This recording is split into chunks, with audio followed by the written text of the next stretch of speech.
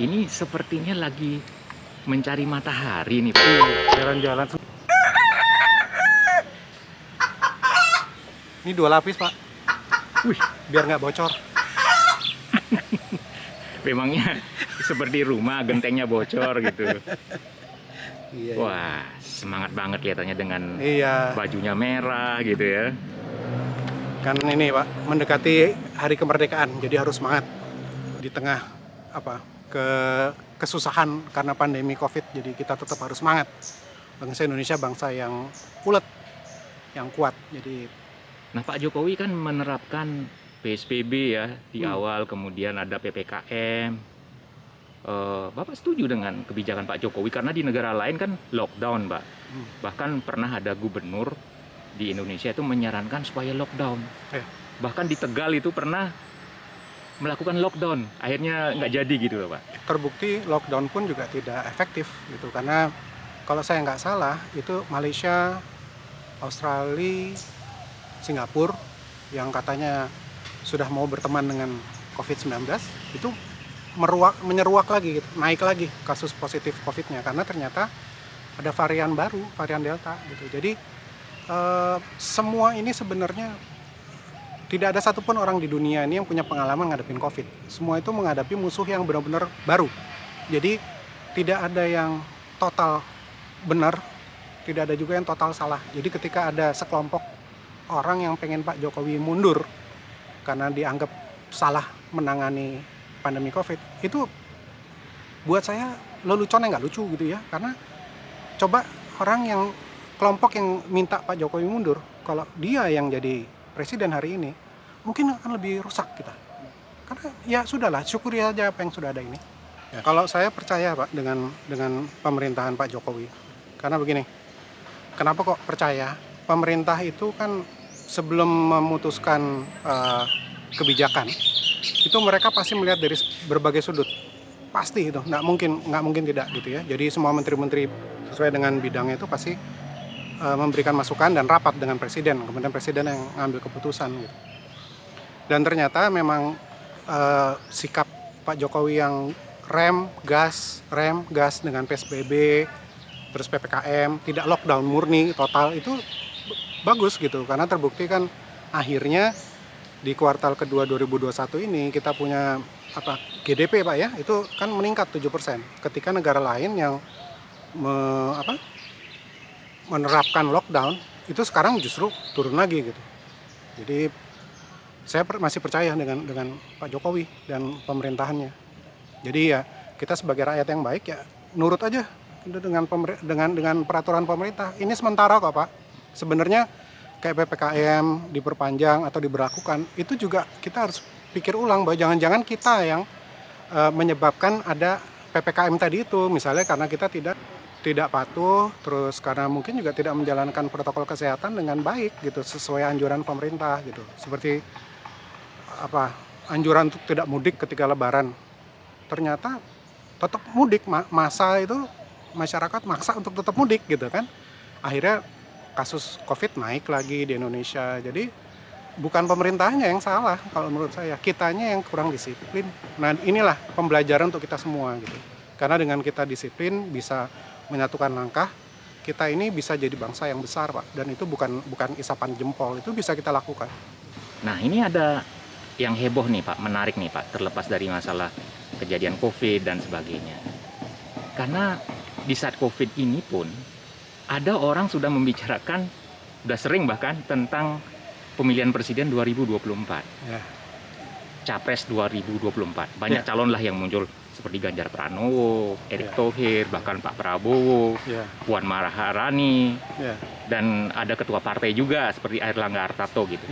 Nah kemarin itu ada heboh itu di YouTube Pak, Bosman Mardigu katanya bakal nyapres tahun 2024. Bagaimana kesan Bapak nih dengan Bosman Mardigu ini yang kayaknya heboh banget ini? Jadi kalau nggak salah namanya tuh Mardigu Wowi Prasantyo kalau nggak salah ya. Kemudian dia dapat julukan Bosman ya. Nah, Bosman, tapi pikir Bosman bukan gitu loh. Bosman. Jadi kalau menurut saya, ya dia bos lah gitu ya. karena pinter ngomong gitu misalnya kan, dianggap pinter gitu. Jadi kalau dia mau maju boleh saja. Soal dia mau mengajukan dirinya ya silahkan aja. Saya juga bisa kalau saya mau, kan saya punya hak Pak. Kita semua punya hak untuk mengajukan diri jadi capres gitu ya, karena itu dijamin di Undang-Undang 45 gitu. Calon presiden independen itu pernah terjadi di Amerika sekitar 20 tahun yang lalu, namanya Ross Perot kalau nggak salah ya.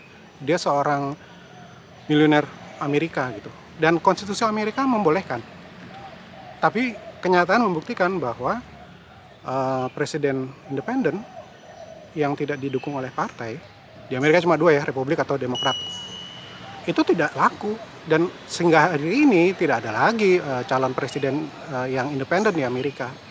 Nah, kalau di Amerika yang sistem demokrasi sudah baku, sudah maju gitu, saja tidak laku, apalagi di Indonesia gitu. Jadi saya pikir kok itu jauh api dari panggang ya gitu. Jadi itu lucu-lucuan aja lah kalau menurut saya, cuman supaya kelihatan hebat aja. Ya, tapi kan ada tata caranya menurut hukum tata negara kita gitu, bahwa seseorang itu untuk menjadi calon presiden itu kan harus diusung oleh satu atau gabungan beberapa partai gitu ya, yang memenuhi presidential threshold 20% gitu. Jadi kalau memang ada partai yang mau mendukung dia dan mencukupi, ya silakan aja. Tapi kalau tidak ada partai yang mau mendukung dia, ya nggak bisa, karena di Indonesia itu tidak dikenal yang namanya presiden independen. Jadi tidak didukung oleh partai, tidak dikenal di Indonesia. Kalau menurut saya, supaya rakyat itu tidak salah pilih, itu harus mempelajari track record atau sepak terjang seseorang sebelum kita pilih dia, sebelum kita memutuskan bahwa dia layak kita jadikan pemimpin. Saya melihat track recordnya Mardi Guwowi ini belum terlalu panjang, jadi menurut saya sih tidak pantas gitu ya. Kalau begitu, meskipun banyak ada calon di Indonesia, siapa yang Bapak calonkan ini yang menurut Bapak paling pas untuk memimpin Indonesia 2024 sampai 2029 nanti? Wah, kalau pertanyaan itu saya jawab juga dengan tegas Pak. Bapak nanya tegas, jawaban saya tegas juga. Menurut saya yang terbaik itu adalah Pak Jokowi. Pak Jokowi? Ya, beliaulah satu-satunya yang menurut saya sampai hari ini tuh paling layak Pak. Apalagi kalau disandingkan dengan Pak Prabowo Subianto sebagai wapres. Oh, yang sudah. Menteri Pertahanan sekarang? Ya.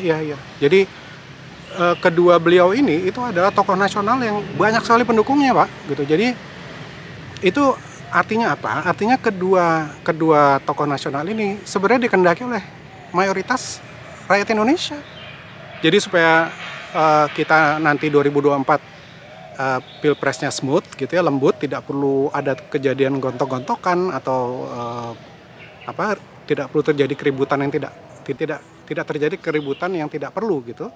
Ya kita sandingkan saja Pak Jokowi dengan Pak Prabowo Subianto gitu. Karena saya rasa itu adalah pilihan terbaik untuk Indonesia gitu.